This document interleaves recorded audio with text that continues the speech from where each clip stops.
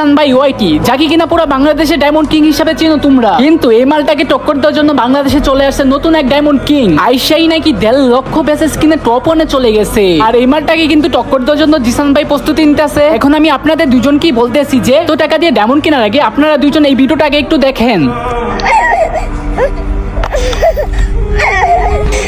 এই ভিডিওটার মানে কি একটু বুঝছেন? মানে একটা বাচ্চা মানে খাবার না খেয়ে মাটি খাইতেছে, আর তার হৃদয় ভাঙা কান্না শুধুমাত্র একটু পানির একটু খাবারের জন্য। শুধু সে নয়, তার মতো হাজার হাজার ফিলিস্তিনবাসী খাবারের অভাবে না খেয়ে মারা যেতেছে। আর আজকে একটা ভিডিওতে দেখলাম একজন মা বাংলাদেশ থেকে সাহায্য চেয়েছে শুধুমাত্র একটু পানির জন্য। আর হ্যাঁ, এসি টেটার ভাই আর জিসান ভাই ওয়াই, আমরা সবাই জানি আপনারা বাংলাদেশের গর্ব। হ্যাঁ, আমরা এটাও জানি যে আপনারা গরিব দুঃখীদের দান করেন। তো শুধু নিজেদের মধ্যে একজনকে টপকি আরেকজনের প্রতিশোধ নেওয়ার কোনো দরকার নেই। আমরা এটাও জানি যে আপনারা ডায়মন্ড কিং, আপনারা গেমের পিছনে কোটি কোটি টাকা খরচ করেন। শুধু নিজেদের মধ্যে ঝগড়া করে তো কোনো লাভ নাই। যদি এমন হইতো যে একটা দেশ আপনাদেরকে চ্যালেঞ্জ দিছে, তখন আপনারা প্রতিশোধ নিবেন, অবশ্যই প্রতিশোধ নিবেন। কেন বাংলাদেশ ছোট না হয়, গেমের মধ্যে এত টাকা না খরচ করে ওদের পাশে একটু দাঁড়া। আর গাইস, আমার কথাগুলো যদি তোমাদের ভালো লাগে তাহলে ওদেরকে কিন্তু ভিডিওতে মেনশন দিয়ে যাবা, যেন ওরা ভিডিওটা দেখতে পারে।